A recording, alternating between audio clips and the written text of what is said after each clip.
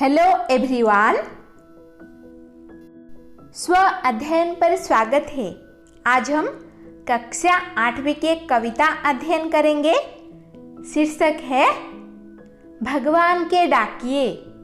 कवि हैं रामधारी सिंह दिनकर। इस कविता में कवि ने पाठकों को प्राकृतिक उपादानों के माध्यम से प्रेम, समानता, विश्व बंधुत्व तथा एकता और भाईचारा का संदेश दिया है। कवि पक्षी और बादल को भगवान के डाकिया मानते हैं, जो बिना सीमाओं को माने हुए एक देश से दूसरे देश तक भगवान का संदेश सुनाते रहते हैं। इस कविता को हम एनिमेशन के जरिए अध्ययन करेंगे। कविता कुछ इस प्रकार है। पक्षी और बादल ये भगवान के डाकिए हैं, जो एक महादेश से दूसरे महादेश को जाते हैं। हम तो समझ नहीं पाते हैं, मगर उनकी लाई चिट्ठियाँ पेड़ पौधे, पानी और पहाड़ बाँचते हैं।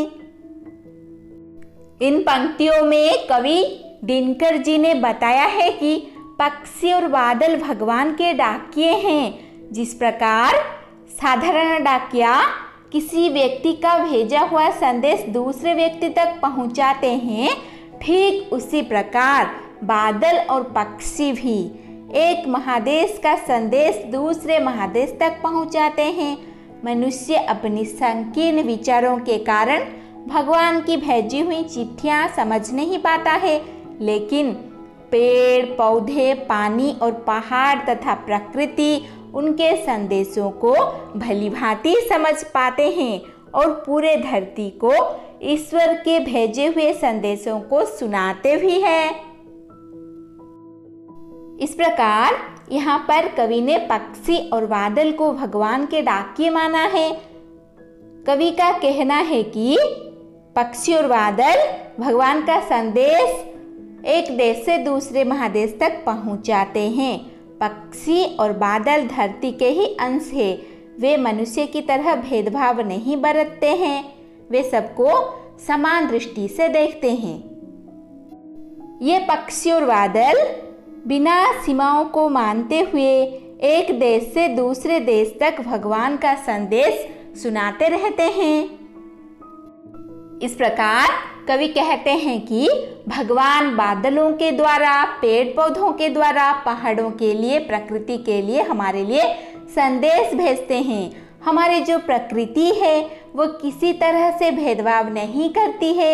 एक देश से दूसरे देश बादल अपने पानी लेकर जाते हैं तथा संदेश भी लेकर जाते हैं। इस प्रकार कवि ने यहाँ पर पक्षी और बादल को भगवान के डाकिए कहा है।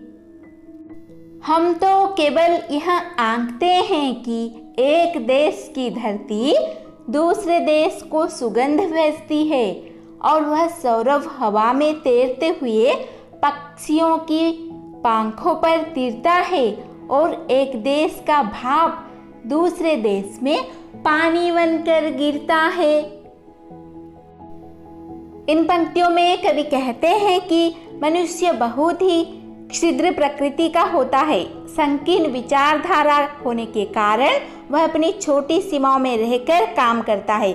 इसके विपरीत धरती पर व्याप्त फूलों की महक, हवा में तैरती हुई पक्षियों के पंखों पर सवार होकर एक देश से दूसरे देश पर फैलता रहता है। एक देश का भाप दूसरे देश में जाकर पानी बनकर बरस जाता है। इंसानों की तरह बादल एक सीमा में बंधे नहीं रहते हैं और न ही अपने पराये का भेदभाव ही रखते हैं। पेड़, पानी, बादल और पहाड़ पूरी धरती को अपना घर समझते हैं और किसी भी प्रकार की संकीर्णता में ना रहते हुए संदेश दूसरों तक पहुंचाते हैं।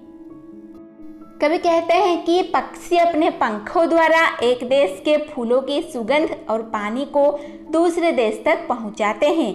मनुष्य तो केवल अनुमान लगाते रह जाते हैं, जबकि धरती का भाप एक देश से दूसरे देश में जाकर बरसात के रूप में बरस जाता है। इन प्राकृतिक उपादानों के लिए एक संपूर्ण धरती अपना ही परिवार है। ये मनुष्य की तरह संकीर्ण विचारों के नहीं होते हैं। ये ईश्वर का संदेश समस्त धरती पर प्रचार करते फिरते हैं। देशों की सीमाएं सिर्फ मनुष्य के लिए हैं। भगवान के डाकिए पक्षी, बादल, पेड़, पानी प्रकृति के लिए नहीं है। उनके लिए समस्त जगत अपना परिवार है। जब एक देश के बादल दूसरे देश पर जाकर बरस जाते हैं तो इससे यही साबित होता है कि वे वहां का संदेश लेकर आए हैं। वास्तव में पूरी दुनिया ही ईश्वर ने बनाया है। हमें उसमें भेदभाव नहीं करना चाहिए, क्योंकि प्रकृति ने दो देशों में फर्क नहीं किया है। उन्होंने कोई फर्क नहीं समझा है। फिर हम इंसान क्यों ऐसा करेंगे? हमें ऐसा नहीं करना चाहिए।